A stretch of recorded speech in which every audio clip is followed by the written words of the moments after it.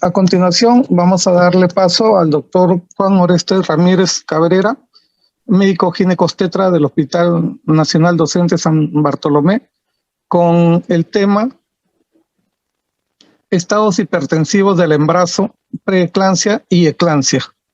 Doctor Juan, si está listo, lo escuchamos.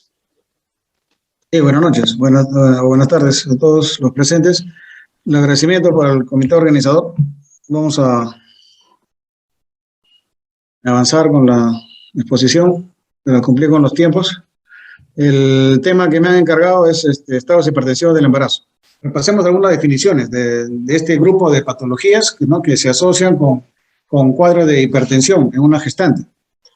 Tenemos la hipertensión inducida por el embarazo, que se puede dividir en preeclampsia y eclampsia. La preeclampsia es la típica hipertensión inducida por el embarazo que se acompaña de proteinuria, es lo que caracteriza, y se presenta en la segunda mitad del embarazo. También es algo típico de este cuadro de preeclampsia que la hipertensión se desaparece una vez pasado el puerperio.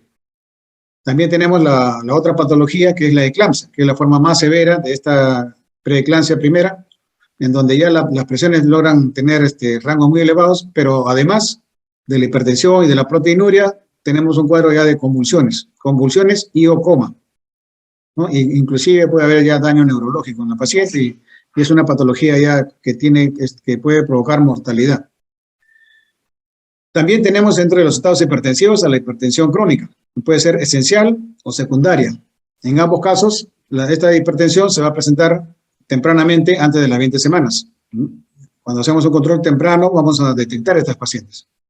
Si el control es tardío, ¿no? Y no hay antecedentes, se puede confundir, ¿no? Con los cuadros previos de preeclampsia, pero si detectamos en un control prenatal ya presiones elevadas, por el rango de 140 con 90, antes de la mitad del embarazo, antes de las 20 semanas, estamos ante un cuadro de hipertensión crónica que debemos diferenciarlo en hipertensión esencial, que es la mayor parte de los casos, o en las secundarias.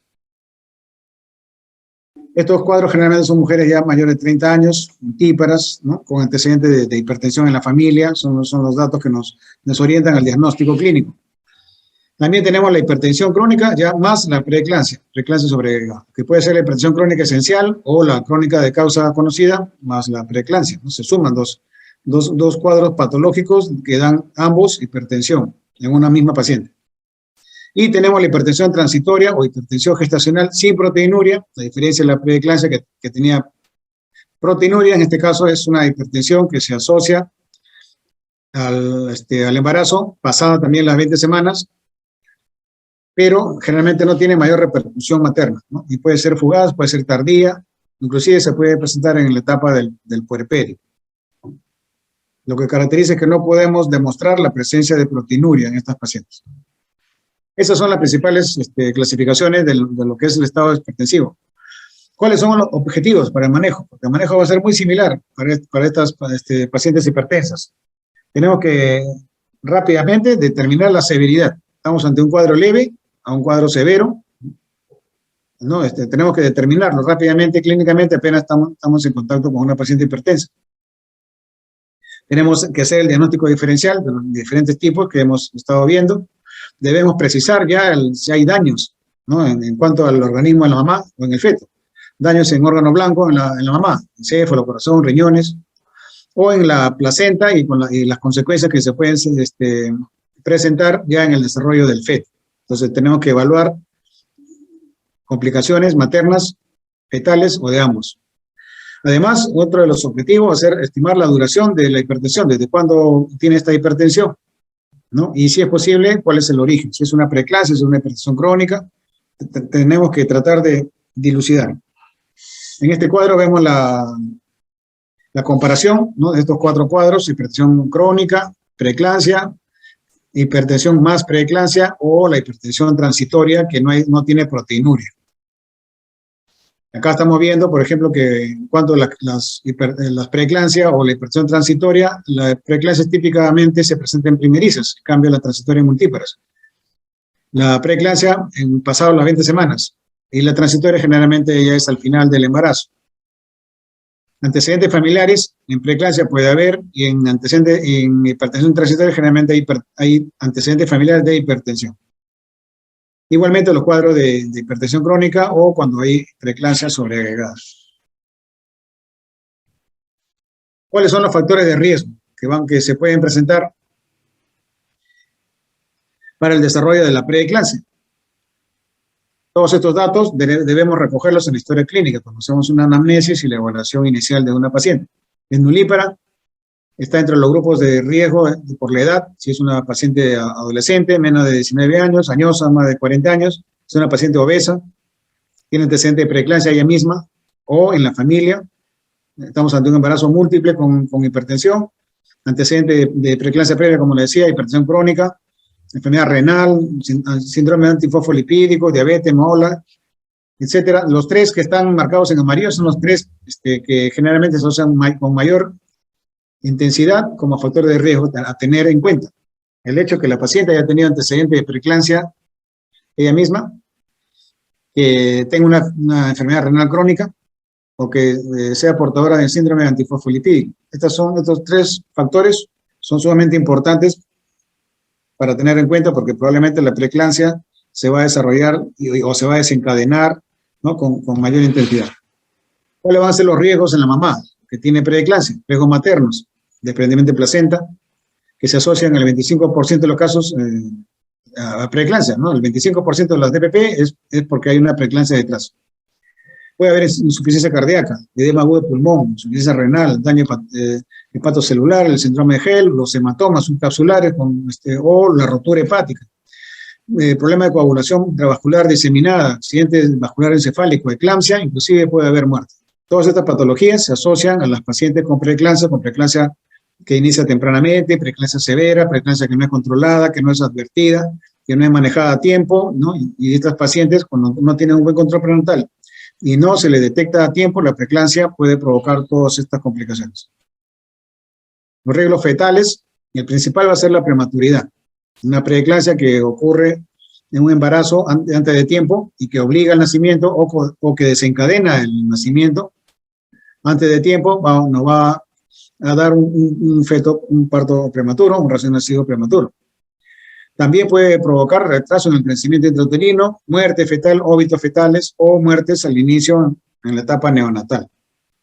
Entonces, todas estas son, en ambos casos, mamá y feto, son una lista de complicaciones muy severas. En cuanto a la clasificación de la preeclampsia, severa o no severa, algunos dicen moderada, otros le dicen leve o severa. Básicamente son dos, ¿no? La diferencia es demostrar si nuestra paciente está en el rango de severidad o no, porque el manejo sí va a cambiar.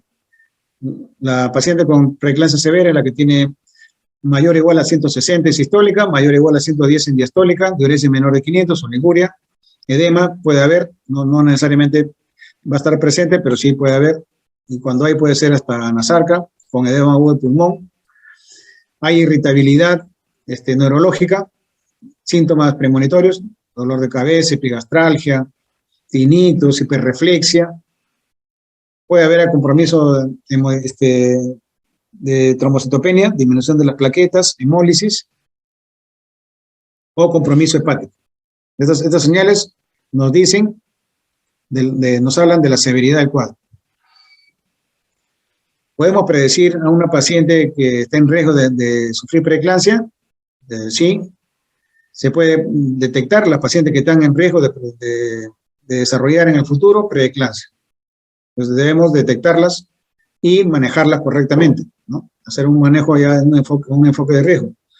La ultrasonografía, el ecodoppler en arterias uterinas, es la técnica más utilizada para predecir el riesgo de preeclampsia. Nos predice que esta paciente probablemente desarrolle. Ya la hemos detectado, entonces le vamos a hacer un control prenatal diferenciado. Es una recomendación A. Se debe realizar ecografía Doppler entre las 22 y 24 semanas, ¿no?, para predecir el riesgo de preeclampsia. Este es el momento adecuado. Es que coincide justo con la ecografía morfológica que se vienen haciendo. El Doppler de arterias uterinas, entonces, a esta edad de 22 a 24 semanas, presenta una sensibilidad cercana al 90% para detectar el desarrollo de la preeclampsia. El aumento de la resistencia de las arterias uterinas, ¿no?, cuando están con un índice por encima del percentil 95, a esta edad de 22 y 24 semanas, se relaciona con un 18% de riesgo de desarrollar preeclampsia o retardo de crecimiento grave. Y eso ya es evidencia, una evidencia en el trabajo de investigación. La preeclampsia, todos estos cuadros hipertensivos en el embarazo, la preeclampsia va a resultar la que tiene el mayor impacto perinatal, mayores consecuencias para el feto. Complica entre 2 a 10% de los embarazos. En el Hospital San Bartolomé hemos estado en 8% en los últimos revisiones que hemos hecho. Es causa de ingreso materno a UCI. Una mamá gestante con preeclampsia puede terminar en UCI por alguna complicación mayor. Es también una de las principales causas de mortalidad y morbilidad perinatal. Es responsable del 15% de los prematuros, 10% de las muertes fetales. Y puede presentarse a la par con otras patologías que de por sí también ya son complicadas. La preeclampsia puede coincidir con un retardo en crecimiento intrauterino. La consecuencia, ¿no?, de esta preeclampsia puede provocar un desarrollo por debajo del esperado del feto y el desprendimiento prematuro de placenta. En ambos casos, con complicaciones severas para el feto. En relación a los factores angiogénicos de la preeclampsia, ya viendo la fisiopatología, ya actualmente se acepta, ¿no?, que en la preeclampsia hay un inicio precoz del desequilibrio de los factores angiogénicos, proangiogénicos contra los antiangiogénicos. Hay un desequilibrio. Por una parte, aparecen los factores que intentan provocar la vascularización del lecho placentario y otros factores que van en contra. Cuando aumentan los factores antiangiogénicos y disminuyen los factores proangiogénicos, cuando hay un desequilibrio, esta sería la causa del desarrollo de la preeclampsia. Entonces, parece razonable que la determinación de estos factores angiogénicos en aquellos pacientes con sospecha de preeclampsia que no cumplen los criterios diagnósticos me podrían dar la información, ¿no? O sea, yo puedo detectar pacientes en riesgo de presentar preeclampsia cuando en exámenes de laboratorio yo puedo detectar estos niveles. Cuando yo encuentro un desequilibrio, estoy detectando qué pacientes pudieran presentar la preeclampsia, inclusive antes de que clínicamente sea evidente, antes de que comience la hipertensión. Como factor pronóstico, existe evidencia de que a más alteración del perfil angiogénico de la paciente va a haber menor intervalo hasta la necesidad, o sea, hasta el nacimiento, ¿no? Entonces, la determinación de estos factores angiogénicos en gestaciones con diagnóstico de preeclampsia puede ser de utilidad para valorar el manejo, para estar alertas, para hacer las medidas de precaución, de prevención, y decidir inclusive el momento oportuno antes de que ocurra la complicación mayor, tanto en la mamá como en el feto. Estos factores angiogénicos se pueden medir en una muestra de sangre, ¿no? Son marcadores bioquímicos que van a provienen de los vasos de la misma embarazada y de la placenta, ¿no? La relación de la madre-placenta se refleja en esta relación de estos marcadores angiogénicos. Así, un embarazo con una mala relación madre-feto o madre-placenta tiene un perfil angiogénico anormal y nos va a detectar las pacientes de riesgo. O por el contrario, cuando está en valores normales, nos puede dar una tranquilidad de hasta 4 o 6 semanas, ¿no?, realizada la prueba.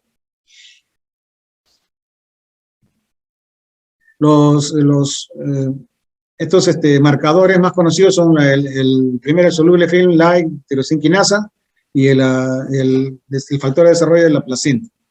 Entonces, es muy prometedor, nos dice en la guía de NICE, el uso de estos factores antiangiogénicos en las pacientes en riesgo de desarrollar preeclampsia. Pacientes con factores de riesgo, puedo hacer este dosaje de marcadores en sangre. Los valores de la relación se correlacionan con la gravedad de la enfermedad. Más que los valores aislados de ambos, lo que se intenta buscar es la relación entre ambos. ¿Cómo está la relación?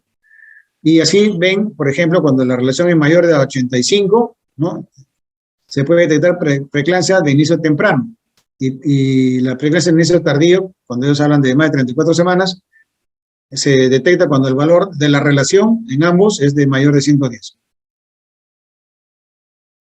Entonces, esta es una prueba bioquímica que nos está guiando para la detección precoz y el manejo, y nos ayuda para el manejo de la preeclampsia. Se puede prevenir el desarrollo de la preeclampsia. El uso de la aspirina aparentemente reduce el riesgo de preeclampsia según los estudios de investigación, recomendación número A. Las revisiones nos hablan de que el inicio de la aspirina antes de las 16 semanas, o sea, tempranamente, en pacientes de alto riesgo, puede reducir el desarrollo de la preeclampsia al final de ese embarazo. Por lo tanto, también es útil reconocer, ¿no?, cuáles son las pacientes de riesgo, y se puede hacer en la etapa de la ecografía genética mediante el Doppler de arterias uterinas. Cuando el Doppler de arterias uterinas tiene un EP promedio elevado, mayor de 2.35, nos dice el doctor Gibovich, de un estudio que realizó acá en el Hospital Loaiza, es decir, un percentil mayor al 95, nos detecta nos predice la posibilidad de que ocurra preeclampsia en estas pacientes. Entonces, no solamente en la ecografía del 20-22 semanas, o 20-24 semanas, sino también en la ecografía entre 11 y 14 semanas, yo también puedo detectar pacientes con riesgo, ¿no?, de desarrollar preeclampsia, y puedo iniciar tempranamente la aspirina, y puedo tener todas las recomendaciones, ¿no?, que se pueden llevar para detectar y evitar que esta preeclampsia avance de manera silente y nos sorprenda en cualquier día de guardia. Calcio, otras vitaminas no han demostrado tener utilidad. ¿Cómo hacemos el diagnóstico? Bueno, la hipertensión, 2 tomas, más de 140 con 90, separadas en 6 horas, y la proteinuria.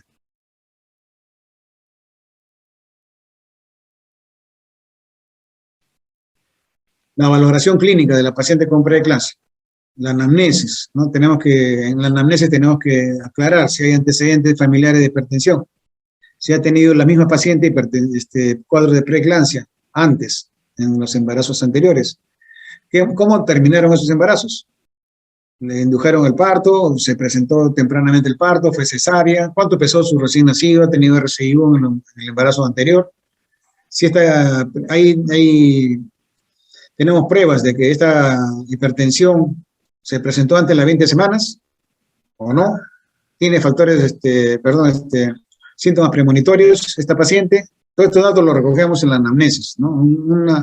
Un buen interrogatorio, acercarnos correctamente a la paciente, nos va a ayudar para tener una información precisa, ¿no?, lo más clara posible para determinar ante qué cuadro estamos manejándonos. Al examen físico, la corroboración de la presión elevada, 140 con 90, se recomienda el paciente acostada sobre el brazo izquierdo, para que el nivel del brazo esté a nivel del corazón. La presencia de edema marcado en la sarca, edema en cara, edema en la zona lumbar, nos dice que esta preeclampsia podría ser un cuadro ya con grave severidad. La presencia de hiperreflexia, siempre tenemos que examinar a la paciente y tomarle sus reflejos. La hiperreflexia se asocia también a probable severidad, nos pone en alerta, no es algo patognomónico, pero sí nos pone en alerta. Hay señales de insuficiencia cardíaca, epigastralgia, dolor en el epigastrio, ¿no?, compromiso de conciencia, la paciente no responde bien a nuestras preguntas, está media somnolienta, no está activa, ¿no? Todos esos puntos tenemos que aclararlo cuando examinamos a la paciente. En el caso del fondo de ojo, se ve en cuadro de cronicidad cuando hay aumento en el brillo arteriolar, alteración de las cruces arteriovenosas, o gravedad, cuando hay vasoespasmo importante. Esta información no la hacemos nosotros, pero sí la podemos recoger de una interconsulta oftalmología.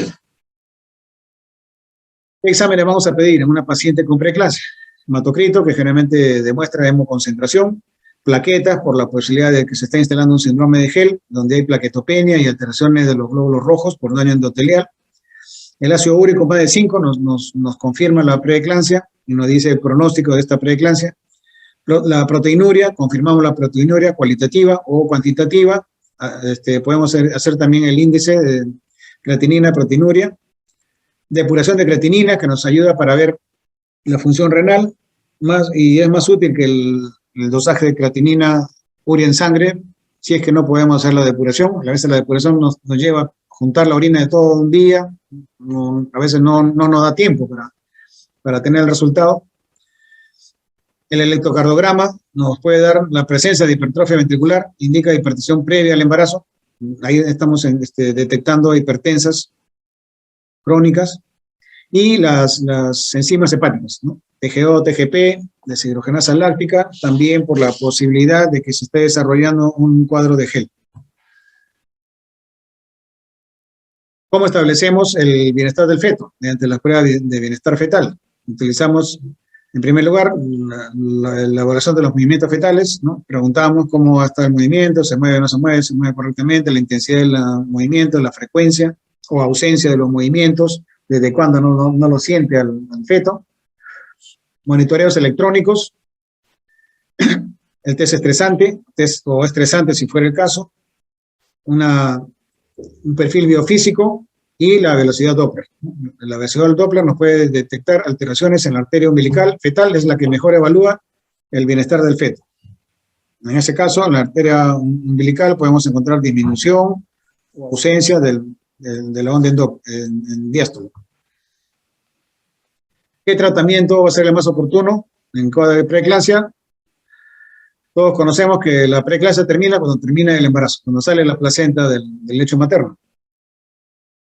La preeclampsia, si fuera a término, se tendría que entonces ya pensar en terminar. El problema es cuando es embarazo pretérmino, donde tenemos que valorar el nacimiento inmediato, ¿no? y los riesgos de la preeclampsia misma. El manejo entonces está dirigido a tomar algunas medidas en cuanto a evitar el compromiso materno, ver si hay compromiso en órgano blanco, prevenir la aparición de GEL, prevenir una eclampsia. Si es una preeclampsia severa, tendremos que instalar el sulfato de magnesio, por ejemplo, para evitar el cuadro de preeclampsia, sobre todo si tiene síntomas premonitorios. Mejorar, promover la mejoría en detener el deterioro de la estructuración uteroplacentaria, de acuerdo a las pruebas de bienestar fetal. Y prolongar el embarazo mientras sea posible en los casos de embarazo prematuro. Cuando tenemos preeclampsias no severas, preeclampsias moderadas, que todavía no tienen criterio de severidad, los protocolos nos dicen que podemos todavía esperar a que llegue la maduración. Es una recomendación A. En este caso, lo recomendable es hospitalizar a la paciente, no tenerla de manera ambulatoria. Hospitalizarla, reposo, de preferencia en el cuello lateral izquierdo, un régimen dietético, normosódico, no necesitamos algo que sea hipertensa crónica, no necesitamos bajar el sodio en la dieta, control de funciones vitales, control de latidos cardíacos, prueba de bienestar fetal, medir el peso y la diuresis todos los días, hacer la albuminuria diaria también, la cualitativa.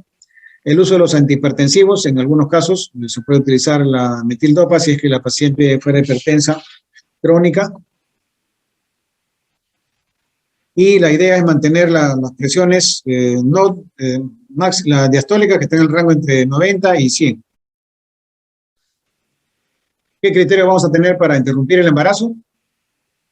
Si no logramos un buen control de la cifra de la presión arterial y aparecen signos de daño en la mamá o en el feto, debe interrumpirse el embarazo.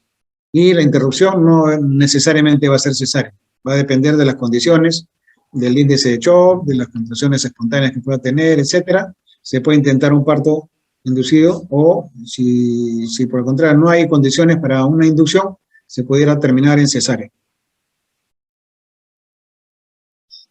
Cuando tenemos un embarazo muy por debajo de 34 semanas y no nos ha dado el tiempo de maduración, tenemos que valorar la posibilidad de esperar al menos 48 horas para que con la segunda dosis de betametasona para inducir la maduración pulmonar logremos sacar un feto en mejores condiciones, siempre y cuando no haya un compromiso severo del estado de la mamá y del feto.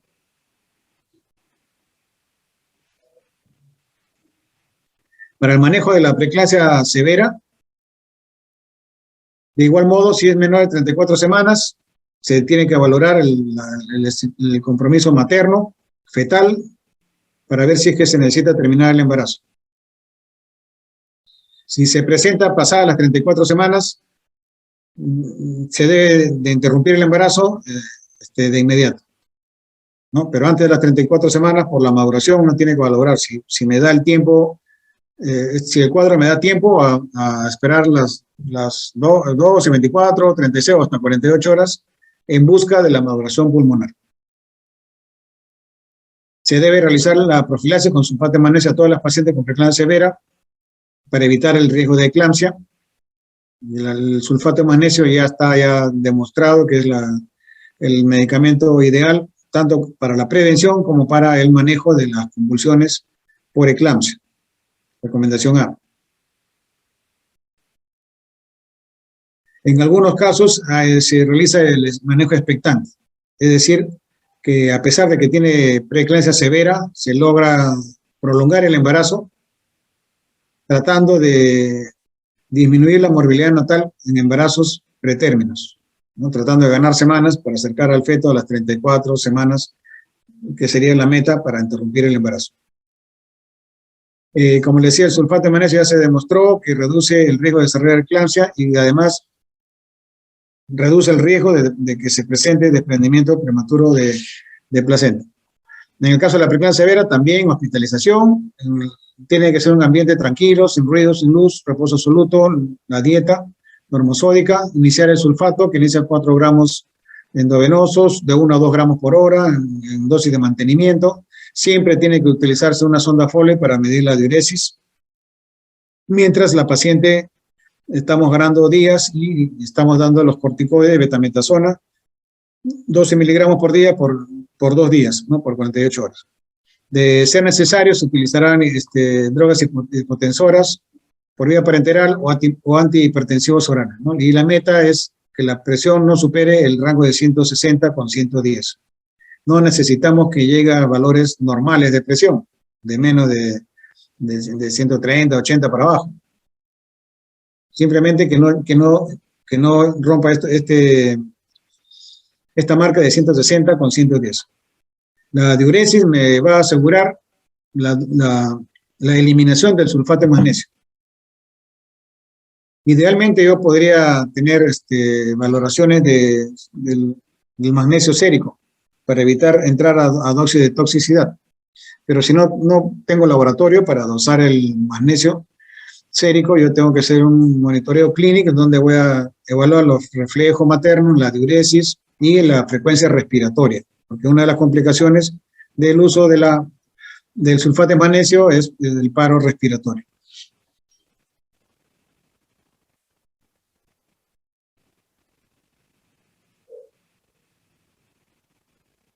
Una vez completada la maduración pulmonar o embarazos mayores de 34 semanas, se tiene que pensar en interrumpir el embarazo.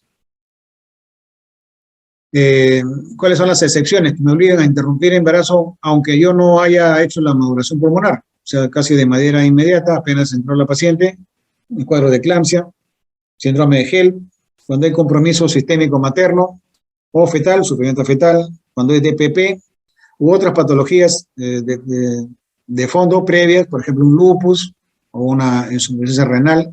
En estos casos ya no conviene esperar esas 48 horas de maduración pulmonar, tendremos que sacar al feto, ya por tratar de evitar los riesgos con riesgo de muerte, ¿no? O todas estas patologías se pueden acompañar de riesgo de muerte para la mamá o para el feto. ¿Qué pasa cuando hay crisis hipertensivas durante el embarazo? O sea, presiones que superan el rango de 160 con 110 se deben emplear hipotensores.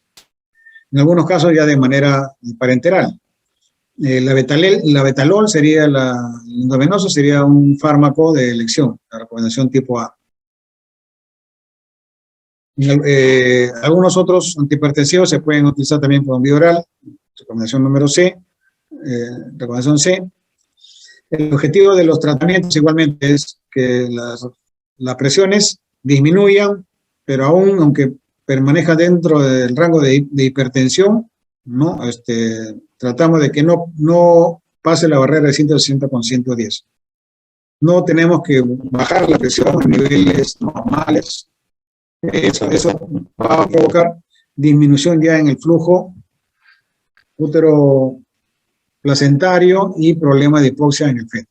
Revisamos rápidamente los antihipertensivos, nifedipino, lo usamos generalmente en cápsula de 10 miligramos, se puede utilizar dosis oral, ya no usamos la dosis sublingual por el efecto de rebote, se pueden repetir, ¿no? A cada 20-30 minutos. La hidralacina, que se utiliza por vía endovenosa, esto generalmente ya se utiliza con la paciente en UCI, ¿no? Ya la maneja realmente cuando el manejo ya es conjunto con médicos intensivistas.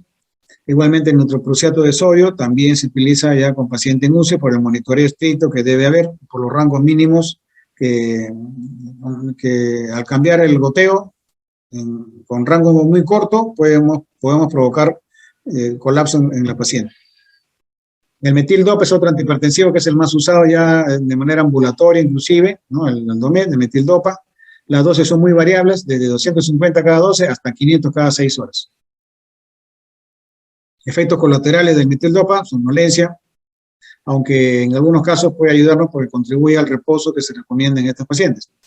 Otros medicamentos son el labetalol, la hidroclorotiazida, que provoca diuresis, o la furosemida, que se utiliza en casos de emergencia hipertensiva, ¿no? Cuando ya se acompaña de edema agudo de pulmón.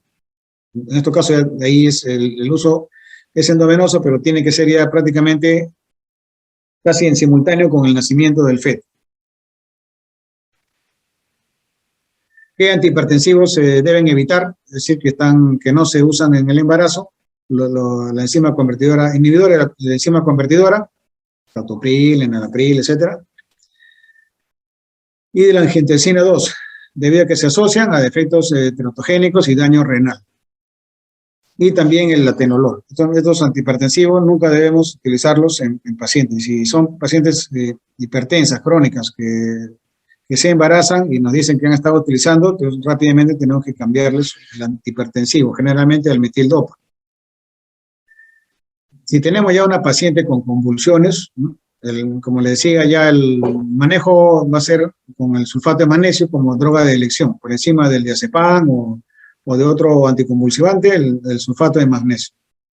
Ya diversos estudios, desde hace ya un par de décadas, han demostrado que el sulfato de magnesio es la droga de elección.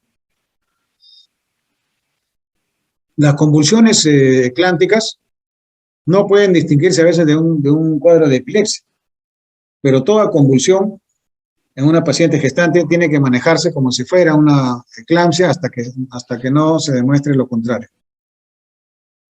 Los riesgos de estas convulsiones es que se pueden repetir o pueden ser periodos muy largos, ¿no? Que pueden provocar ya hasta inclusive paro cardiorrespiratorio, por eso es que se asocia a muerte materna y también fetal. Entonces, los puntos básicos en el manejo de la eclampsia va a ser hospitalizar a la paciente ya en una unidad de cuidados intermedios o intensivos, mantener la vía aérea, instalar una vía endovenosa, el control de la crisis convulsiva, evaluación hemodinámica, tenemos que evaluar el equilibrio ácido básico, disminuir la presión con antihipertensivos si es que está en rangos severos, evaluar daño neurológico, evaluar ya o manejar edema cerebral si es que hay señales, ¿no? de compromiso ya neurológico, y tenemos que interrumpir el embarazo una vez estabilizada la paciente. O sea, instalamos sulfato, manejamos, vemos los exámenes laboratorios y rápidamente estamos preparándolos para interrumpir el embarazo. El control de la crisis convulsiva, entonces se utiliza el sulfato de magnesio, ¿no? En la dosis de igual, dosis de ataque 4 gramos, endovenoso, con el goteo rápido, a chorro, y después el mantenimiento de 1 a 2 gramos por hora.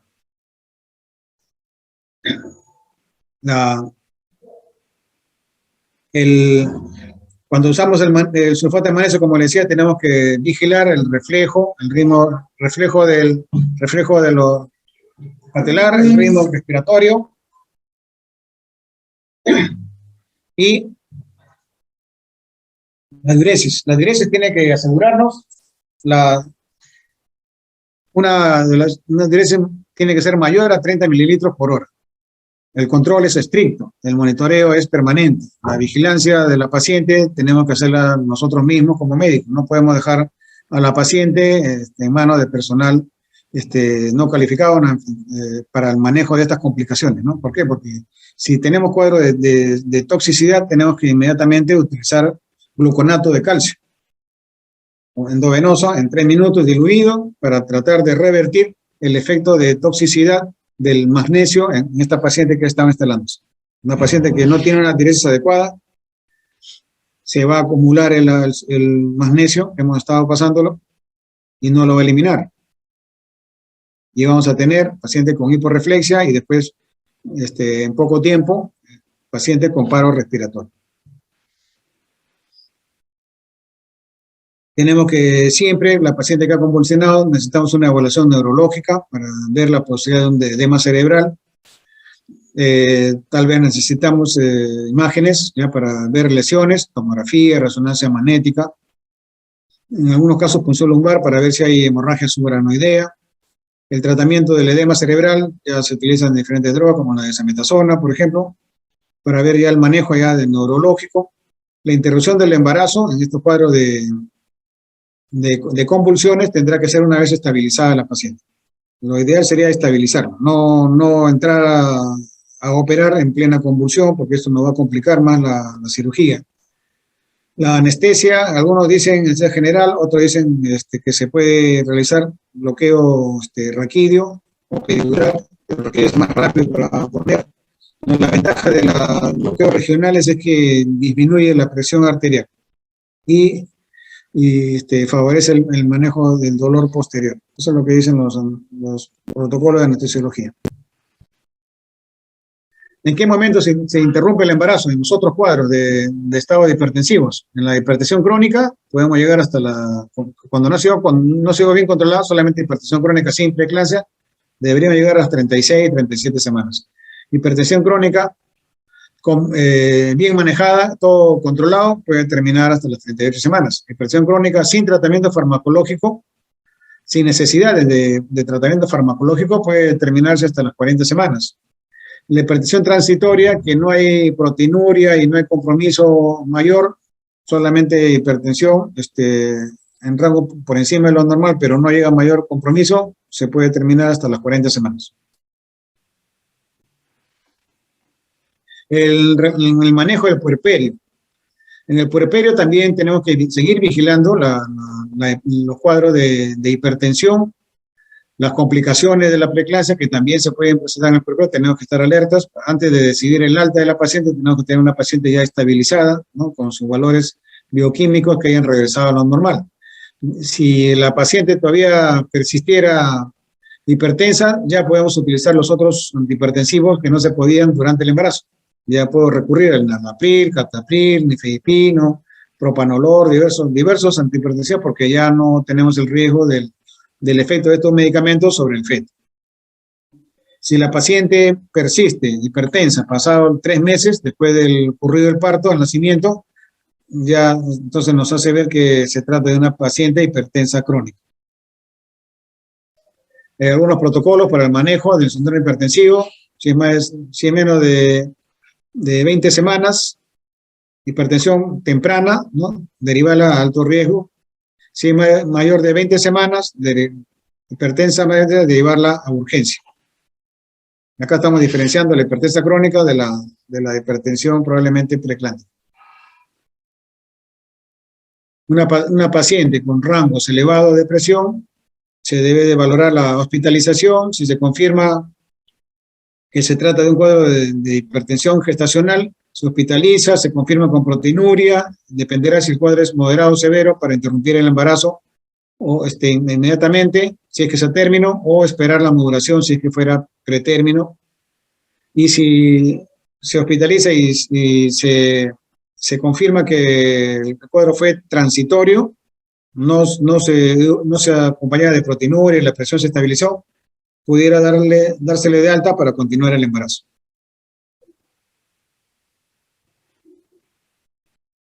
No sé si habrá alguna pregunta.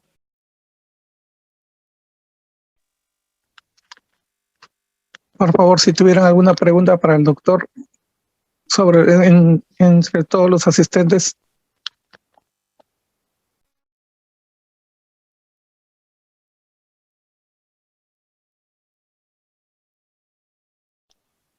Pueden escribirla también por el chat si no pueden hacerla directo.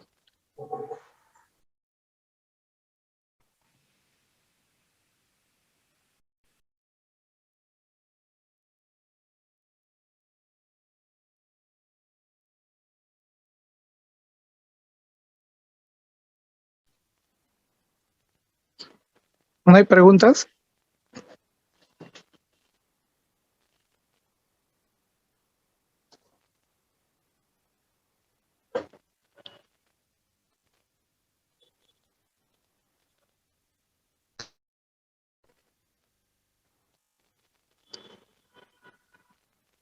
Tenemos una pregunta, doctor.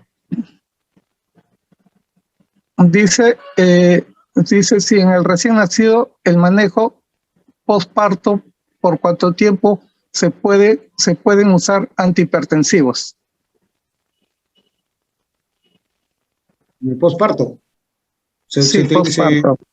En el manejo o sea, en la puérpera que sale de alta con antihipertensivos, en el puerperio, si sale con rango de presión alta, la paciente sale con antihipertensivos y se le va citando, ¿no? Generalmente se le va citando cada 15 días, eso el manejo ya lo hace el cardiólogo, ¿no? Para el seguimiento de estas pacientes, ¿no? Y ahí se valora si la paciente continúa con rangos elevados de presión, pasados los 3 meses, estamos hablando de que esa paciente ya se convirtió en una hipertensa crónica, si es que no lo era desde antes y recién se ha detectado. Otra si pregunta, la presión doctor. llega a niveles normales, se puede ir retirando el antihipertensivo. Progresivamente se va bajando la dosis de los antihipertensivos durante el puerperio y se le va citando y se le va evaluando. Otra pregunta, doctor. Dice, ¿hasta cuántas dosis de nifedipino puede utilizarse? Para bajar los picos de presión. Sí, en un generalmente máximo hasta tres tomas de nifedipino para bajar los picos. Si la paciente no baja su presión, es una crisis hipertensiva, ¿no? Pero si la paciente tiene ya 160, 180, es una crisis hipertensiva, lo que nos obliga ya a tomar otra conducta, ¿no? La paciente ya tiene que ser manejada por UCI, ¿no? Para utilizar otro tipo de antihipertensivo, tal vez endovenoso, terminar el embarazo. Ya se va complicando el panorama de la paciente. Otra pregunta dice, ¿por qué se utiliza suero glucosado? Para el manejo de la paciente, porque generalmente estas pacientes están en NPO y pueden estar, cuando se utiliza el sulfato y todavía está en etapa prematura, va a estar 12, 24, 36 horas, ¿no? Y tenemos que tenerla en NPO la paciente por la posibilidad de una complicación inmediata y que obliga a entrar a sala de operaciones. Por eso utiliza la dextrosa. Dice, la aspirina, la dosis a usar es 100 a 150 miligramos día. Sí, más o menos de 100, ¿no? Ese es algunos protocolos que hablan de 70, 80, 100, ¿no? Pero esos son dosis, ese más o menos es el rango de dosis.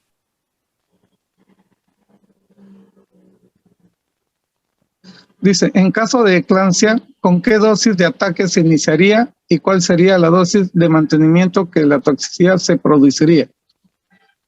¿Qué toxicidad dice se produciría? Sí, el rango es de la dosis de ataque es con 4 gramos. 4 gramos, 10 gramos en un frasco, paso 400 a chorro, estoy pasando 4 gramos y después se queda el rango de mantenimiento entre 1 y 2 gramos. La toxicidad, puedo tomar cifras de dosaje de magnesio, pero si no, clínicamente puedo evaluar, ¿no? Las señales de toxicidad, ¿no? Una buena diuresis, tiene que tener buena diuresis, los reflejos osteotendinosos tienen que estar presentes y la frecuencia respiratoria. Esos parámetros clínicos me pueden ayudar. Dice, doctor, en plena convulsión, ¿qué debemos usar? El sulfato de magnesio. Está comprobado que se utiliza tanto para la prevención, en preeclampsia severa, para la prevención de la convulsión y también para el manejo ya de la convulsión misma. El sulfato de magnesio, que puede ser endovenoso o intramuscular. Si es que no logran poner la vía, le pueden poner intramuscular el sulfato de magnesio mientras se le calma la convulsión, después van instalando la vía endovenosa. Otra pregunta nos hacen, dice, ¿podemos dar de alta a un paciente con preeclampsia con nifedipino de 30 miligramos y por qué tiempo? Generalmente no es recomendable darle de alta a una paciente, salvo que estemos muy seguros que la paciente va a estar a nuestro alcance, va a poder acudir al hospital, ¿no? La cercanía, el nivel de educación de la paciente, ¿no? Es muy importante para tener estos cuadros, pero la mayor parte de las pacientes que acuden al hospital son pacientes que vienen de los conos, pacientes que tienen pocos recursos, ¿no? Y pacientes que si se van a su casa probablemente no tengan ni siquiera quién les tome la presión, quién les va a vigilar la presión, quién la va a acompañar. Entonces, mejor es, los pacientes, cuando son pacientes de preeclampsia, generalmente las pacientes se quedan, ¿no? Se van quedando hospitalizadas. Algunas sí pueden ser de alta, pero son las pacientes escogidas, ¿no? Lo que estamos seguros que podemos tener un buen seguimiento ambulatorio. Bueno, doctor, muchas gracias por su ponencia. Le damos las gracias y a la vez, bueno, agradecerle su ponencia. Nos ha dejado bastante claro lo que es la preeclampsia y eclampsia, y muy agradecido. Buenas noches. Ya, muchas gracias. Gracias. Hasta luego. Siguiente.